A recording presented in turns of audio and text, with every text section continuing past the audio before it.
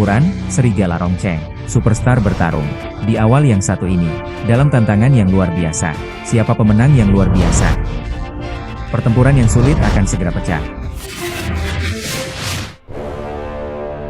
Pertama-tama, ada pemain biru, Himani dari Thailand.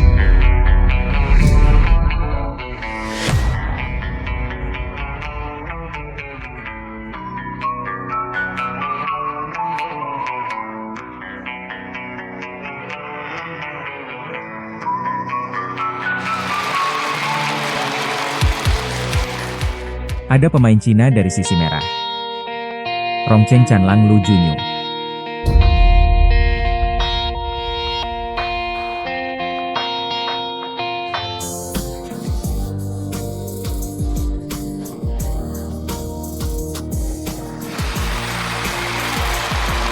Pemain biru Himani, usia 28 tahun, tinggi 169 cm, rekor 357 pertempuran, 285 kemenangan, 53 lawan KO. Dapat dikatakan bahwa dia memiliki banyak pengalaman di atas ring. Pemain merah Lu Junyu yang bermain melawannya. Usia 23 tahun, tinggi 175 cm, 30 pertempuran, 27 kemenangan dan 5 KO melawan lawan.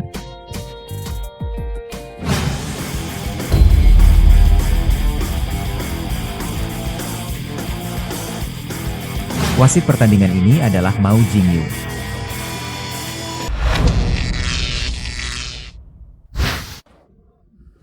Terus tonton legenda Amei. Ini adalah kejuaraan pertarungan dunia Amei Legend, kompetisi di kelas 65 kg. Pemain biru adalah Himani, lawannya adalah sisi merah, pemain muda dari Cina, Lu Junyu. Ini adalah Raja Dunia 65 kg. Pertandingan 4 lawan 1 di grup C dari pertarungan 32 pemain. Jadi pemenang dari 2 pemain malam ini akan memiliki pertandingan lagi. Pelatih Dong, Anda tahu, pemain Thailand Himani ini telah mencetak lebih dari 300 permainan. Dia memenangkan 285 pertandingan dari saat ini. KO adalah 53. Dia hanya merobohkan pencapaian lawan. Ini lebih dari total hasil remaja Cina kami Lu Junyu. 53 knockdown. Lu Junyu berpartisipasi dalam total 30 pertandingan. Oke, saat ini, Anda melihat bahwa pemain Thailand Himani adalah kebalikannya. Remaja Cina sisi merah, Lu Junyu adalah bingkai utama. Ketika Himani muncul, dia masih menggunakan beberapa sapuan di tengah atau rendah untuk menyerang. Kedua belah pihak terjerat. Sekarang adalah jangkauan keterikatan ini dari jarak dekat. Oke, sapuan tengah lagi. Saat ini, tampaknya remaja Cina Lu Junyu masih bermain lebih hati-hati. Pada saat ini, Himani juga perlahan maju.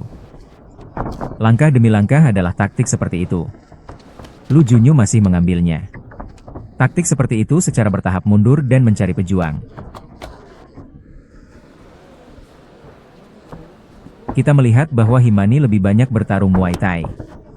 Kemudian ketika datang ke kickboxing, aturan kickboxing atau tendangan bebas kami, itu hanya tinju, kaki, lutut dan tidak ada siku. Oleh karena itu, ini adalah batasan besar pada sikunya. Dan acara kickboxing dan Muay Thai bukan hanya dia yang menggunakan gerakan ini. Bagian-bagian dari pekerjaan agak berbeda. Ada juga beberapa hal yang tidak bisa terjerat. Keterikatan batin semacam ini tidak diperbolehkan. Hal ini menyebabkan beberapa kompetisi internalnya. Saya tidak bisa menggunakannya. Kanan.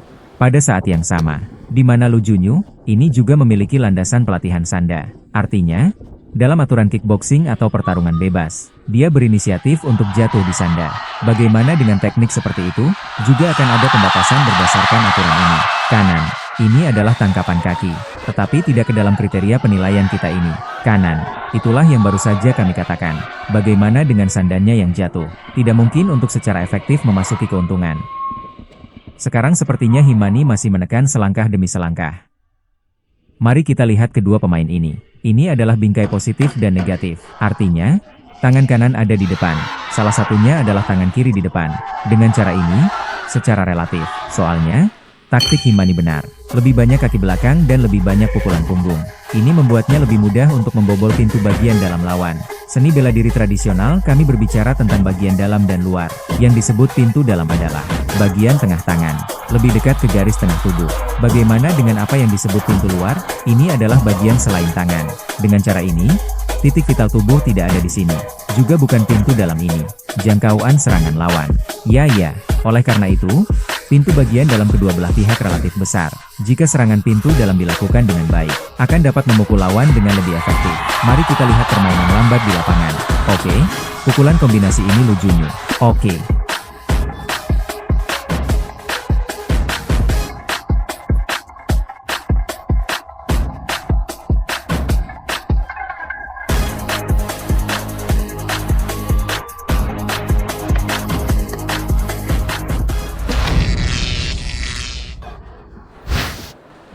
Leg kedua pertandingan antara kedua belah pihak segera dimulai.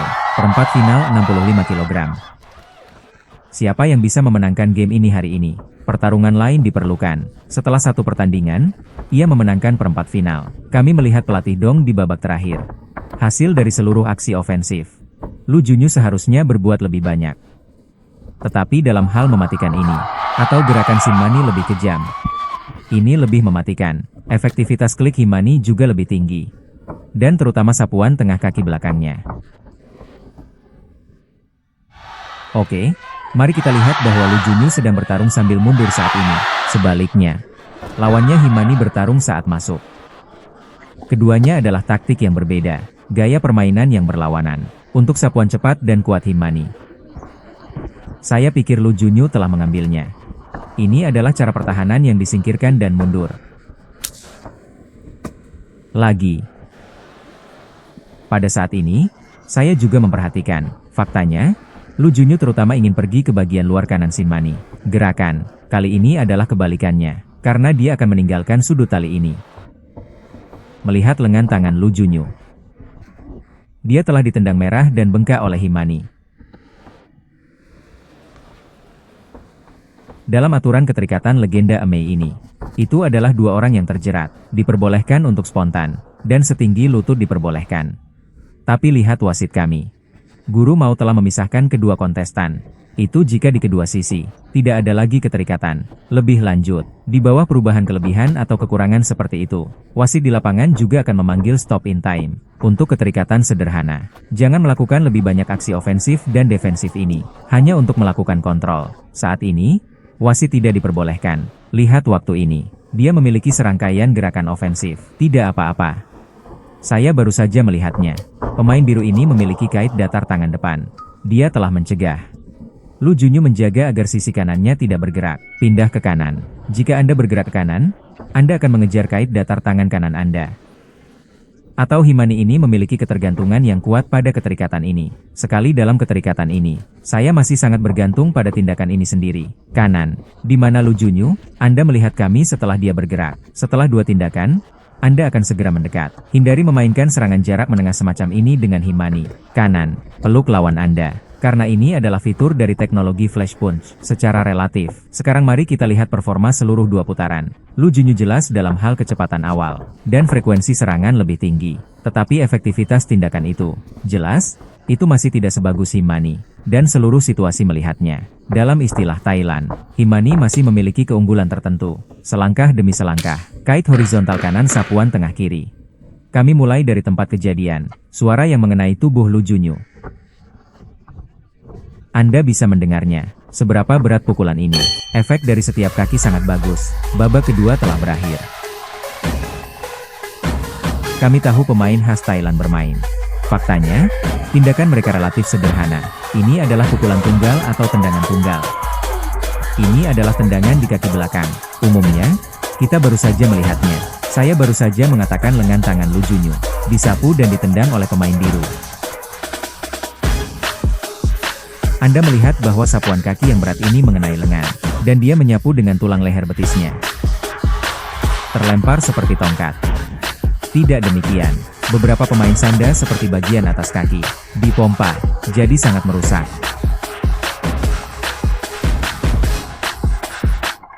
Pemain Thailand ini latihan Muay Thai ini Seperti sekarang tentu saja menendang karung tinju. Tendang pohon palem ini di masa-masa awal. Mereka adalah pohon kelapa Thailand jenis ini. Sebenarnya sangat nyaman. Kami selalu memiliki kesalahpahaman. Dikatakan bahwa orang Thailand bisa menendang jenis pohon. Tampaknya sangat sulit. Faktanya, itu tidak. Pohon semacam itu benar-benar menendang. Rasanya lebih nyaman daripada menendang karung tinju. Dan lebih mudah menggunakan bahan secara lokal. Babak ketiga tiebreak yang bagus antara kedua belah pihak. Kedua belah pihak melewati dua pertandingan pertama. Mereka semua menyerang atau bertahan dalam hal teknik kaki.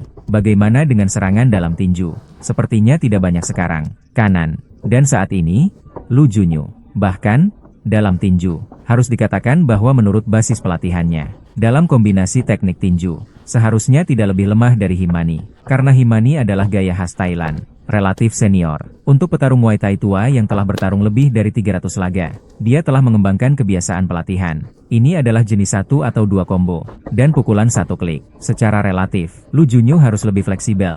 Tetapi saat ini, Lu Junyu sepertinya tidak berani pergi bertarung dengan lawan pada jarak ini. Karena sapuan tengah kaki belakang Himani ini, itu membuat Lu Junyu ini lebih cemburu. Kanan. Lihatlah dia sedikit bersandar. Himani sedikit menarik sapuan belakang dan menendangnya ke pelukan kedua tangannya. Segera setelah Anda ingin masuk dan meninju pihak lain, saya harus melewati level penyapuan kaki ini. Tapi level ini benar-benar tidak mudah. Jika Anda ingin masuk, Anda harus meletakkan tangan dan lengan Anda dengan risiko ditendang di lengan. Saat ini, Lu Junyu sedikit lelah menghadapi panggung kecil ini. Karena sapuan tengah ini terus menghantam dirinya sendiri. Ketika saya menyapu lebih banyak energi ke dalam blok ini, pukulan keras tangan kiri Himani bisa masuk lagi. Pada saat ini, Lu Jun harus menggunakan otot lutut dan tulangnya di pertahanan lutut untuk membawanya. Tendangan Himani. Jika tidak, akan merepotkan untuk menggunakan lengan saja. Karena semua orang terluka dari kaki ke kaki. Seringkali beberapa pemain Thailand menggunakan perbandingan tendangan punggung. Para petarung Muay Thai ini lebih fleksibel. Dia sering menendang lengan lawan hingga mati rasa. Biarkan Anda menahan tinju. Saat ini, celah di kepala terbuka. Jadi Lu Junyu harus berhati-hati. Untuk Himani semacam ini. Tendangan tengah. Kita perlu mengubah cara bertahan ini. Lu Junyu masih saat ini. Tidak ada yang bisa kita lakukan tentang Himani. Kami melihat apa yang terjadi di lapangan.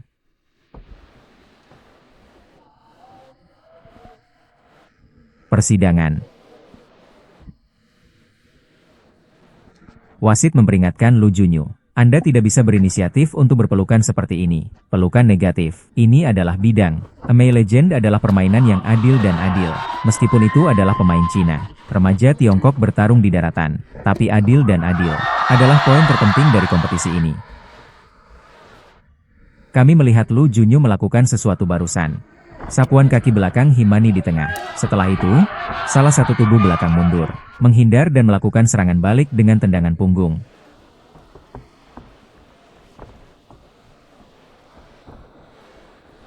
Saat ini, Lu Junyu memang sedikit lelah mengatasinya. Harus keluar dari sudut tali ini. Lebih banyak pertempuran seluler. Setelah bertarung sebentar, dia melarikan diri. Setelah bertarung sebentar, dia melarikan diri. Ketika pihak lain ingin mengejar diri mereka sendiri.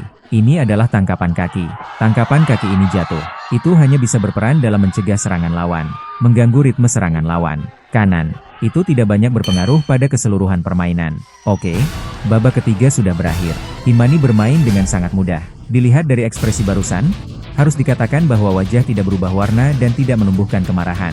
Saya baru saja berlari 5.000 meter. Sepertinya berlari hingga 500 meter. Sepertinya tidak terlalu melelahkan. Secara relatif, Lu Junyu sedikit lelah. Penonton di depan TV langsung. Setelah persaingan sengit ini barusan. Apa hasil akhirnya?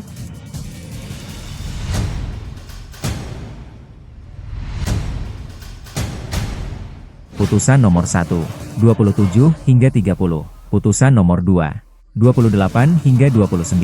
Putusan nomor 3, 27 hingga 29. Hasil akhir, biru menang. Kami mengucapkan selamat kepada para pemain dari Thailand. Himani.